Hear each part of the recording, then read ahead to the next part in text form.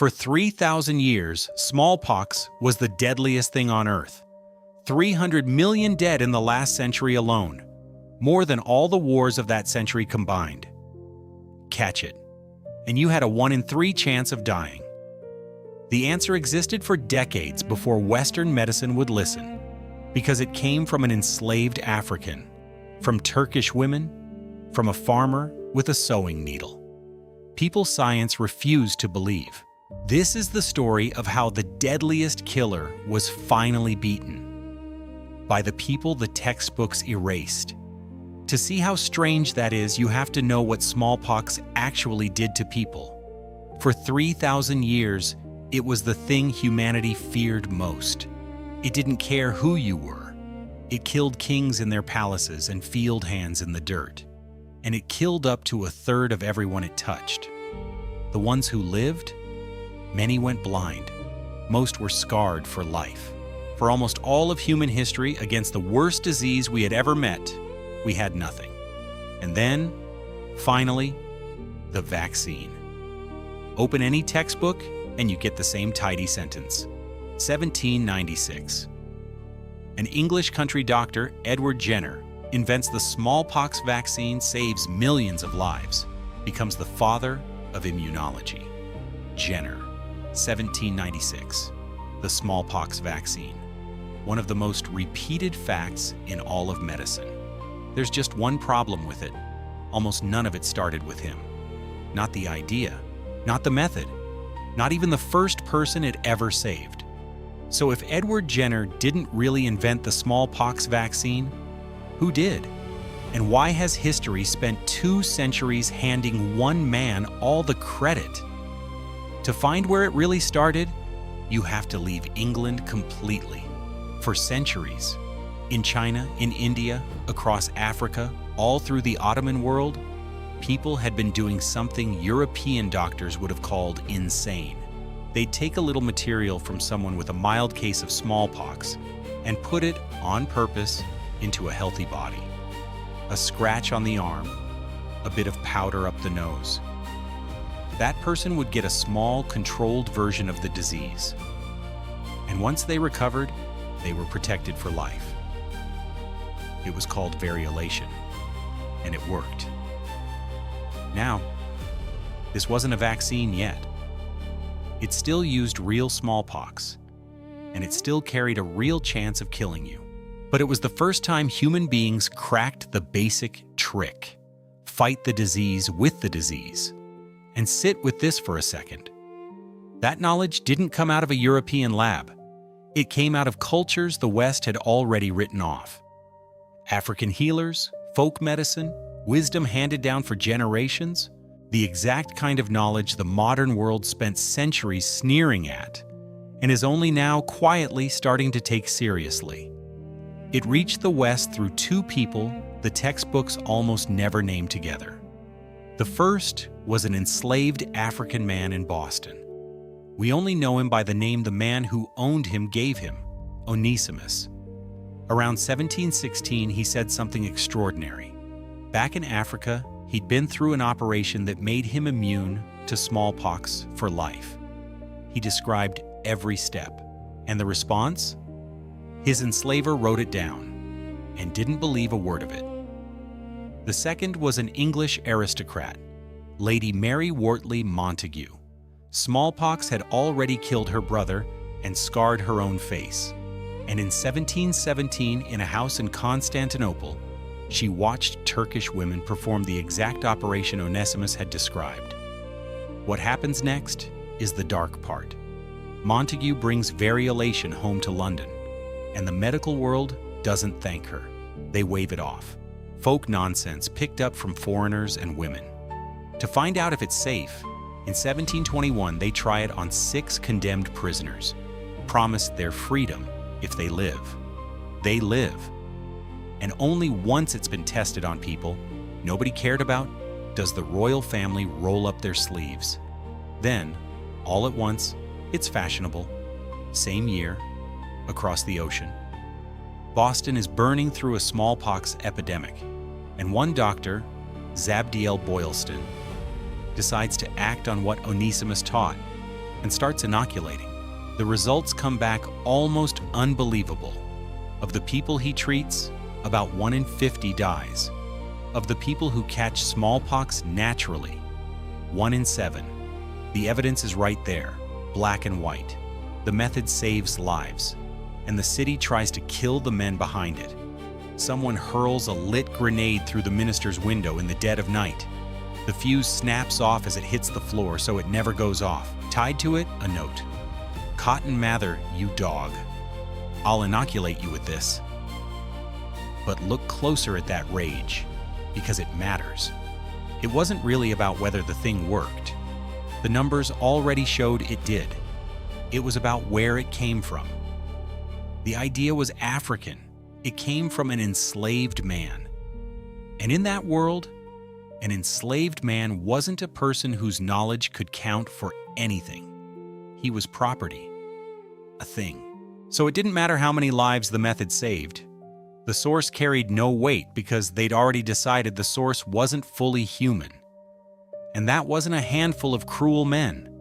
That was just how the whole world was built then.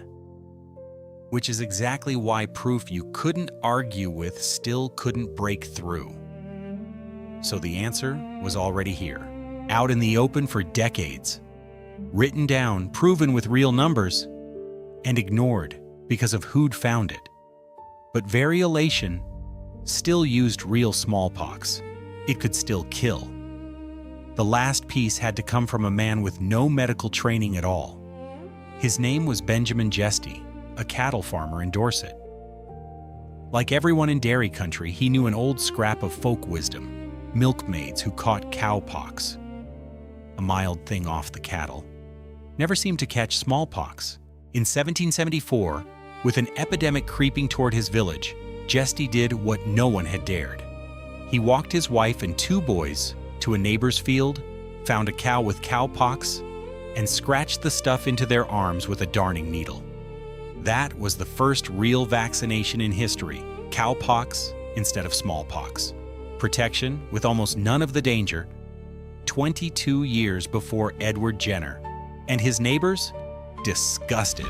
They called him inhuman.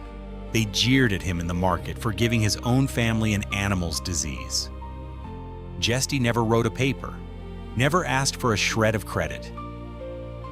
He just watched his wife and his sons stay well year after year, while smallpox passed them by. By the time Edward Jenner finally shows up, almost nothing here is new. The idea, centuries old. The safer cowpox version, a farmer already did it. So why is it Jenner's name on the vaccine and no one else's? Because Jenner did the one thing none of them did. He didn't just do it, he proved it, standing in front of a world that was telling him out loud that he was wrong. In May of 1796, Jenner found a milkmaid named Sarah Nelmays with fresh cowpox on her hand, and an 8-year-old boy, James Phipps, the son of his own gardener. He scratched the material from her sore into the boy's arm. Phipps got a little sick and got better. Now it's easy to hear what comes next and recoil, but you can't judge 1796 with the eyes of 2026. Jenner wasn't reckless, he was careful. In the way his century let him be, he didn't put smallpox into that boy first. He started with cowpox, the mild one, the safe one. And only after he'd watched Phipps fall ill and recover, only with real reason to believe the child was already shielded, did he take the actual risk and expose him to smallpox itself to see if the shield would hold. It held. Phipps never got sick. Jenner had his proof. He sent it to the Royal Society, the most powerful scientific body on Earth. They rejected it. They warned him these wild claims would ruin him and told him to keep quiet. He didn't. He had a theory built on things he'd seen with his own eyes, and he went and proved it while the entire medical establishment was busy refuting him. He kept testing. He gathered more cases. And in 1798, he published the whole thing himself, every piece of evidence, for anyone on Earth to check and anyone to copy. He named it after the Latin word for cow, vacca. He called it vaccination. That was the difference. Onesimus carried the knowledge across an ocean. Montagu fought to get people to use it. Jesty did it first, on his own family. But Jenner took a scrap of folk wisdom and turned it into something the whole world could follow, and then made sure it did. So, the honest answer to the question we opened with: Edward Jenner did not invent vaccination. He wasn't the first to use cowpox, and he wasn't close to the first to fight smallpox with smallpox. What he did was prove it, publish it, and fight for it. And that's why his name lived while the others vanished. And no, that's not a robbery. He didn't steal an idea. He documented a theory the whole world was laughing at, and he turned out to be right. But look at what that chain of people pulled off. The oldest, deadliest killer our species ever faced, 300 million lives in a single century, got hunted down, country by country, until it was gone. In 1980, the world declared smallpox eradicated. To this day, it's the only human disease we have ever wiped off the earth. And the last person to catch it naturally wasn't a king or a scientist. He was a hospital cook in Somalia, Ali Mao Malin, 1977, a man too scared of the needle to ever get the vaccine. He lived. And he spent the rest of his life helping vaccinate other people, so no one else would have to. As for the boy, James Phipps lived a long, quiet, mostly poor life. Near the end of it, Jenner gave him a little cottage and planted the garden himself with roses from his own. One name ends up on the vaccine. One name in the book. And that's not some special injustice. It's just how credit has always worked. A student does the research and the professor's name goes on top. In the Army, the medal finds the highest rank in the room, not the man who earned it. Every team that's ever existed has watched a boss carry their work into a meeting and stroll out wearing it. And here's the part that's harder to swallow. Jenner didn't pull a vaccine out of thin air, because nobody pulls anything out of thin air. He took what was already scattered across 100 years, and he saw it, and he proved it. There's no lightning bolt in one man's skull. The idea you call original is just everything you've ever lived, handed back in a shape you don't recognize. We stand on everyone who came before, and whoever's on top when the view finally clears gets the name. Onesimus never claimed he invented anything. He just carried what his people already knew, across an ocean, to a city that couldn't stand to hear it from him. We remember Jenner, we probably should, but say the other names out loud, just once while you're here. Onesimus, Montagu, Jesty.